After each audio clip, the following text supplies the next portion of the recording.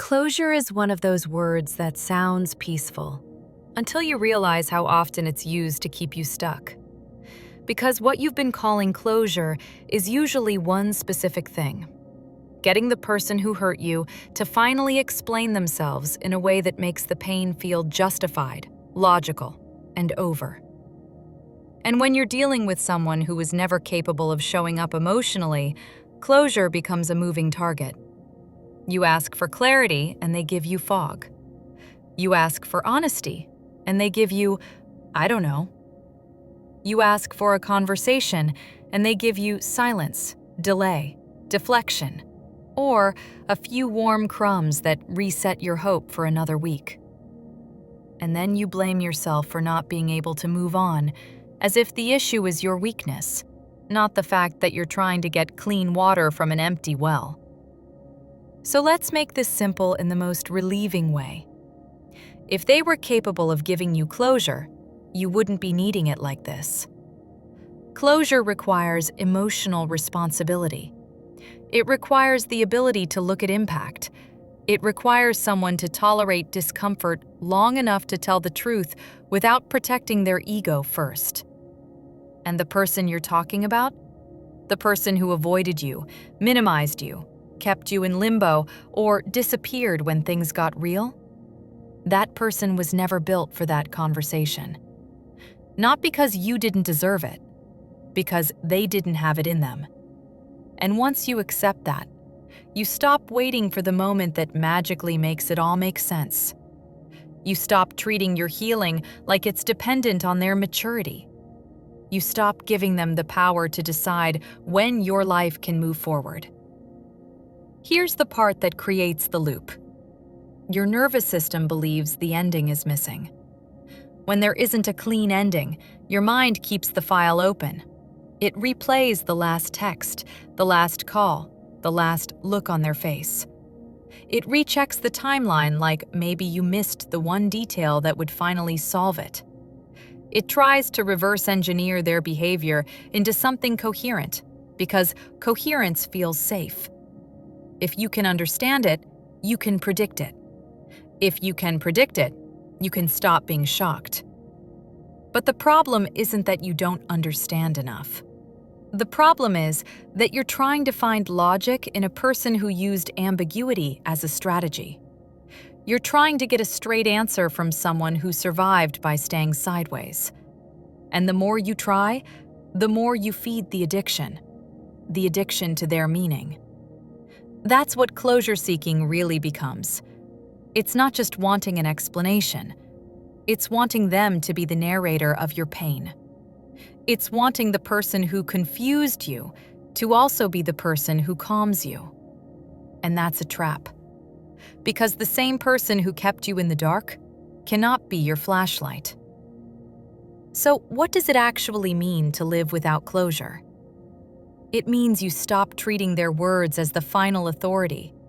It means you stop waiting for their why to make your what happened to me feel legitimate. It means you let reality be the closure. And reality is always more honest than the story we keep begging someone to tell us. Reality is this: they did not meet you. They did not show up consistently. They did not protect the bond. They did not offer clarity when it mattered. They left you carrying questions that a healthy person would have answered naturally. That is not a mystery. That is the answer. And the reason it hurts is because it removes the fantasy. The fantasy that one day they'll finally become the version of themselves you kept loving. The fantasy that if you just explain it perfectly, they'll understand and everything will soften. The fantasy that the ending will come with a beautiful apology that proves you mattered. But listen closely. You can matter deeply to someone and still be treated poorly by them. You can be loved in a shallow way and still be neglected in the ways that count. Someone's feelings for you are not the same as their capacity to care for you. That's why "I care about you" never felt like enough. Because care without responsibility is just emotion with no protection. And you don't need more emotion. You need safety. You need consistency. You need truth. Now, here's the boldest clarification I can give you when you're trying to make sense of your life without making it heavy. Closure is not a conversation.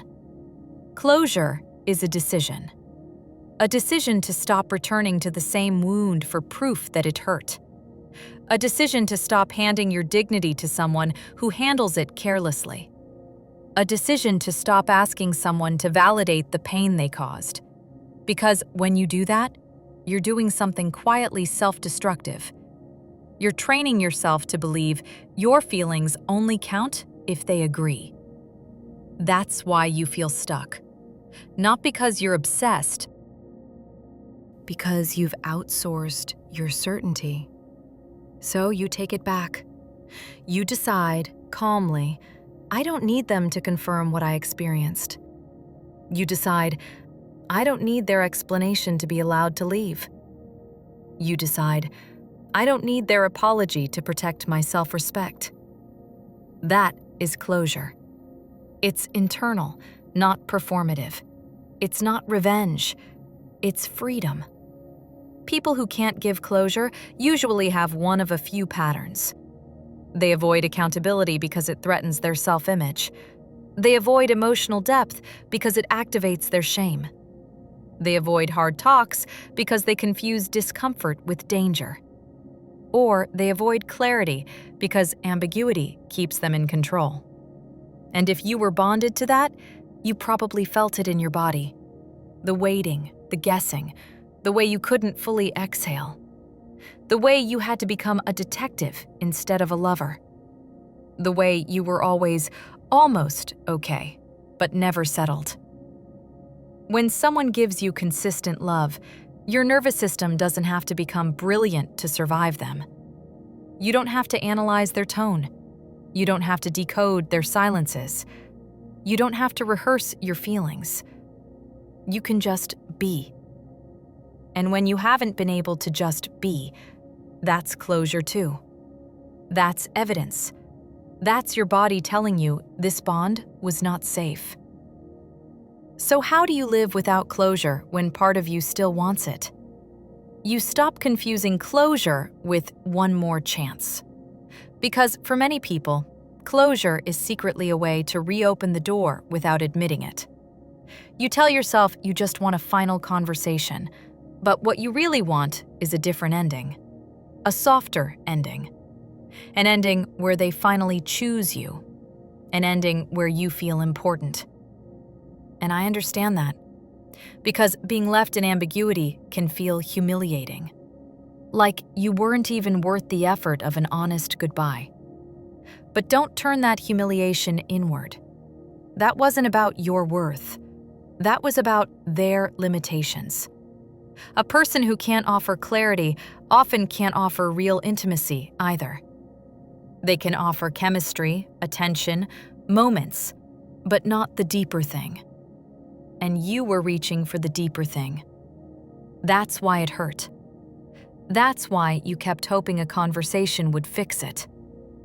But you can't talk someone into capacity. You can't explain someone into maturity. You can't love someone into emotional responsibility. You can only notice what is true and decide what you will no longer tolerate. Here's the phrase that changes everything. Their inability to give closure is the closure. Because it answers the only question that matters. Can I trust this person with my heart? And the answer has been given.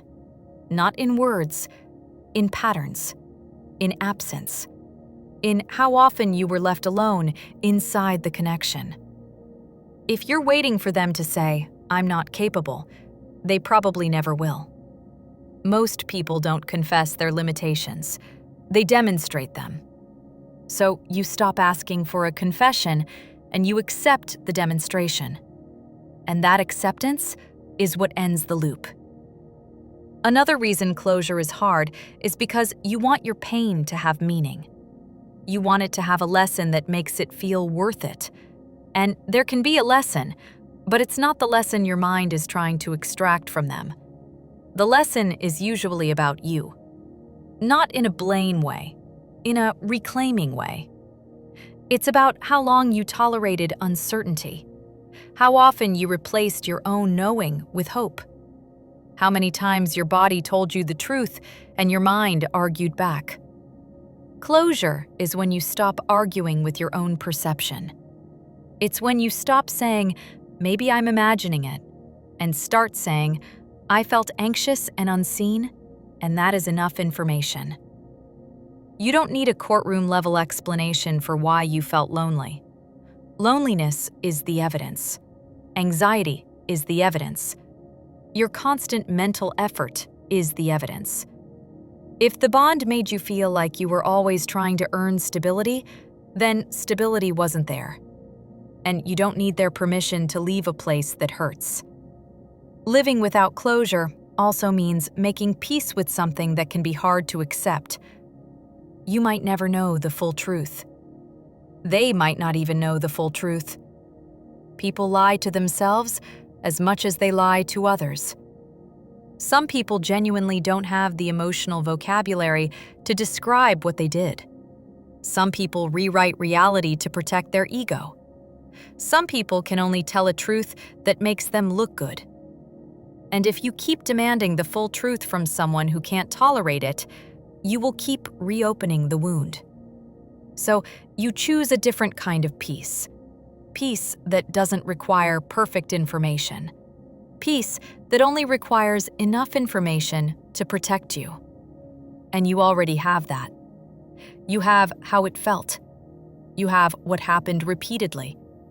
You have the way you were treated. That is enough. So here's what closure looks like in real life when you stop chasing it. It looks like no longer sending the message you know won't be met. It looks like no longer rehearsing your pain to make it acceptable. It looks like no longer waiting for a late-night apology that never comes or comes just enough to hook you again.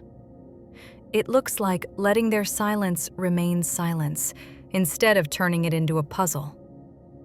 It looks like returning your attention back to your life, your sleep, your routines, your future, without needing to win understanding from someone who's committed to staying unclear. It looks like finally respecting your own mind enough to stop bargaining with confusion. And there's a quiet dignity in that. Because closure isn't dramatic. Closure is you choosing not to participate in a dynamic that depends on you staying uncertain.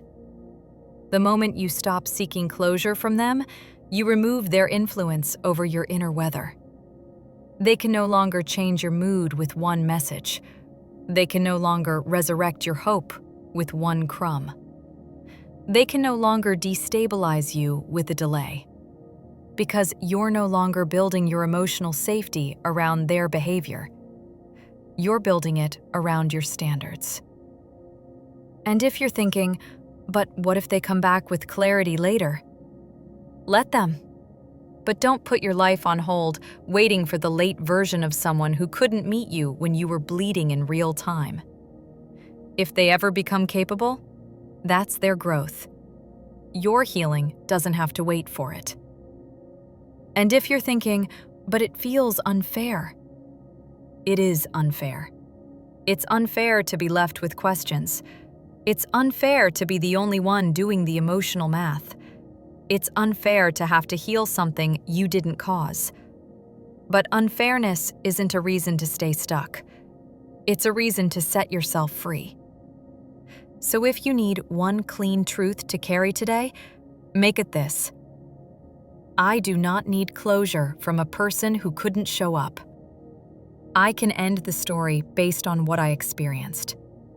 I can close the door based on patterns, not promises. I can stop asking someone to be the ending they were never going to be. And when you do that, you'll feel something that might surprise you. Not instant happiness, but relief. a quiet exhale, because your nervous system finally stops waiting, and waiting is what has been exhausting you. Welcome to Attachment Alchemy Lab. You're safe here.